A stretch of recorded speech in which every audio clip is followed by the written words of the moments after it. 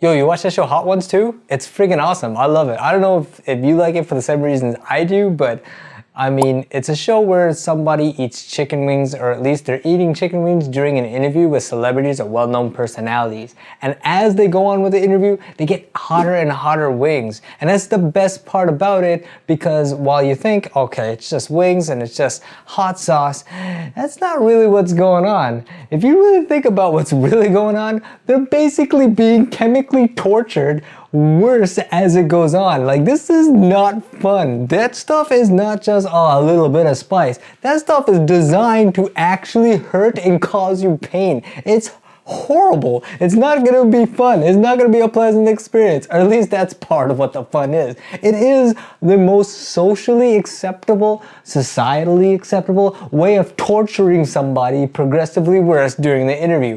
I mean, if you think about it, this type of thing won't really work out if you were using like electrical shocks. If you were shocking somebody, more progressively shocking somebody as they go on answering questions further and further, like somebody's gonna eventually be like, this is inhumane, you shouldn't be treating other human beings like that. Certainly it would be so if you're physically slapping them, but no, this is not like you're physically slapping them, getting worse, or physically hurting them, but it is a physical hurt. It's just with chemicals, and it's hot sauce, and it's food. We all do that, so it's socially acceptable. It makes it easier on our conscience not to feel really bad, or feel bad that we're actually kind of taking joy out of seeing somebody be tortured. Now the joy though, however, does make sense, because part of it has to do with the fact that people have different personas.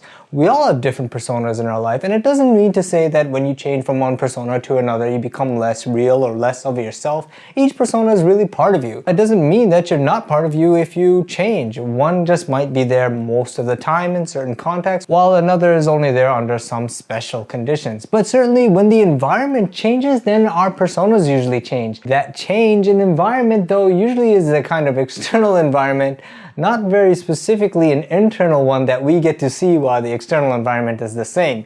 Yeah, if a house while you're calm and chilling just catches fire, we might see somebody go like, whoa, act really crazy.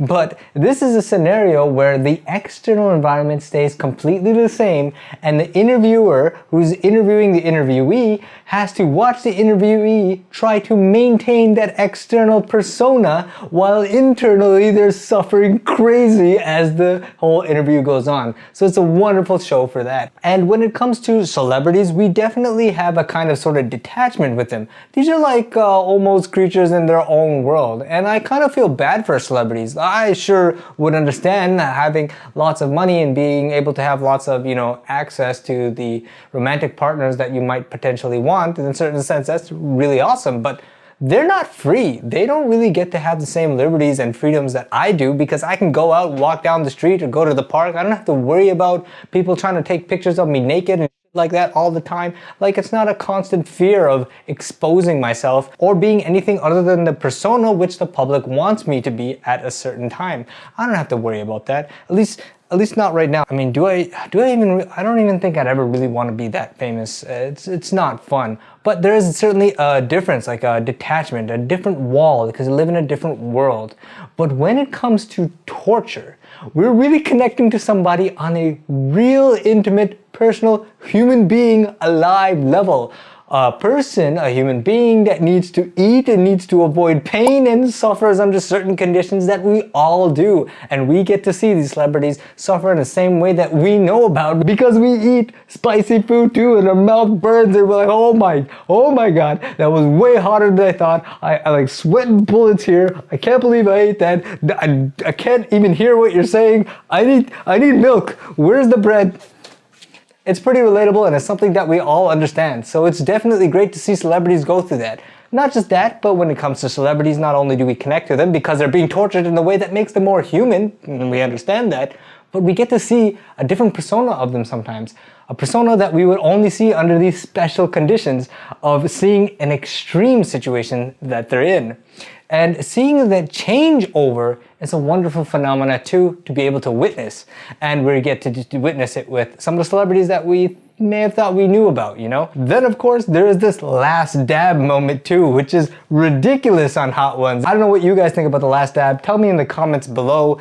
I mean, I'll read it and check it out, but really, I think the last dab is some big BS. Because think about it. Sean, the interviewer, on the last chicken wing, does a little dab saying, oh, it's tradition around here that you gotta put another dab on the last chicken wing, but you don't have to. Now, everybody who's being interviewed knows, like, yeah, you kind of do have to, in the sense that you had to do any of the whole wing in the first place. Or rather, you don't have to do the dab, and you don't even have to eat the wing. You don't even have to be here at all. All of this is nonsense. Of course you don't have to do the last dab. I don't have to eat the last wing. I don't have to be here at that wing. I don't have to be even in the first wing. Why do you think I'm even here? Obviously, I am here to do whatever it is that we're supposed to do here. So if what you're supposed to do here is put that last dab, then I gotta do it. Don't try to give me this option, which is a psychological torture. Now Sean is doing a psychological torture to be like, hey, you have a last chance to be a freaking coward and admit that this is too difficult for you. Do you want to admit that this is too difficult for you? Or do what we all do? Yeah, obviously I gotta do what we all do. Like, you know, I'm on camera now, you're putting me on the spot, you're trying to make it seem like I have an opportunity to leave. It's such a BS thing that they're doing, and everybody knows it. It's BS, but it's a part that adds some of the torture to the celebrities, because of course somebody might try to take that out, and they might then reflect on, look, why did I even go that far with all this freaking torture?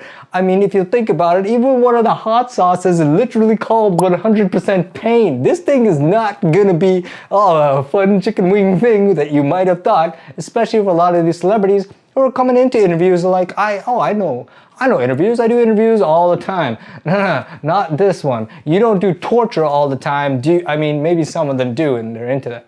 I don't know. I don't think that's what's going on. Anyway, I want to talk about one of my favorite episodes that really showed this phenomena of change happening. And while there are other episodes that are my favorite ones in terms of enjoyment to me, this one I didn't really enjoy watching. It was really kind of annoying and whatever, actually, because of the interviewee.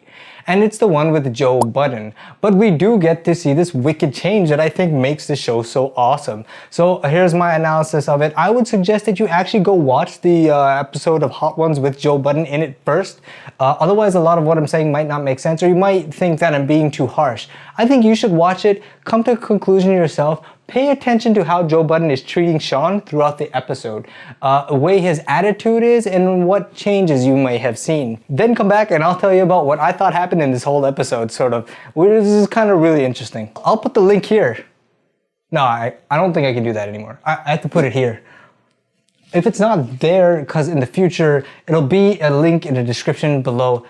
Check it out. If you can really use the links that I provide to go there, I think it helps with the algorithm. Anyway, check it out and come back, okay? Now I'm assuming you're back. Are you back? Yeah, you're back, okay. Oh, you probably didn't even go. Oh, right, I need to give you time for that. Hey! Subscribe?